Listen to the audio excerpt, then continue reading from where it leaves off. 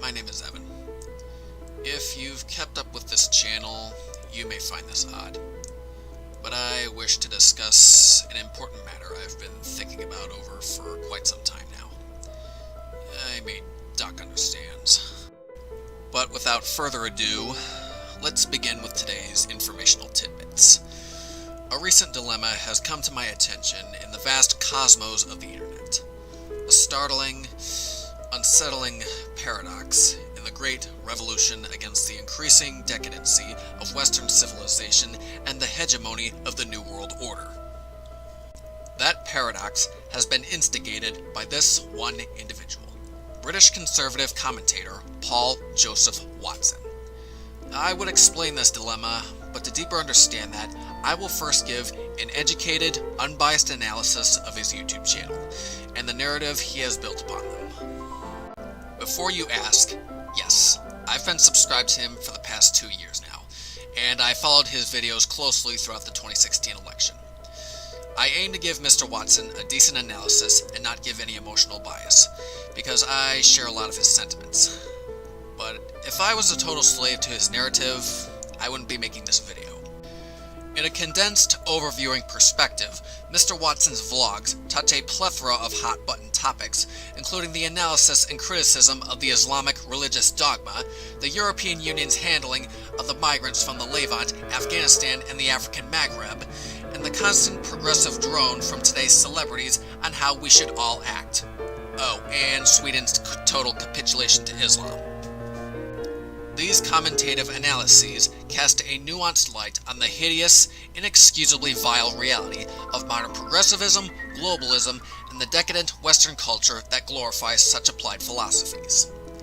He's handled criticism and his leftist detractors quite well, and sometimes with humor. In my quiet reflection, I've gathered this. His narrative, conservative and entirely antithetical to far leftism, is pro-Brexit, pro-West, mostly pro-Trump, anti-migrant, and anti-Islamist. But there is no emotional, irrational, ad hominem bias to it, nor is there blind loyalty to all right-wingers, radical or moderate. He gave constructive criticism to Trump's policy on Syria when he ordered an airbase destroyed which had been protecting Syrian Christians from ISIS. And he had, on Twitter, denounced the parts of the alt-right movement who lean towards white supremacy. His opinions are entirely his own, but he doesn't let that dominate his narrative. And now we move to the crux of this video, the dilemma Paul Joseph Watson has created. Less than a month ago, he released a video detailing his dissatisfaction with YouTube's monopoly on free speech, singling out conservative voices to be demonetized and sidelined within the recommendeds. He stated that he was taking a hiatus from making videos until YouTube's censorships were lifted. That is what's causing the dilemma.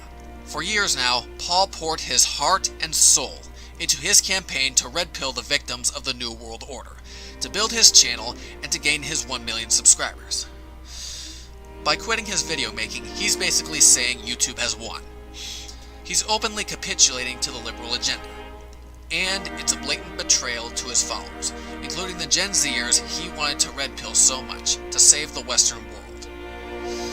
With his narrative hitting this dead end, this will do serious damage to his credibility. And I don't want the left to have that victory.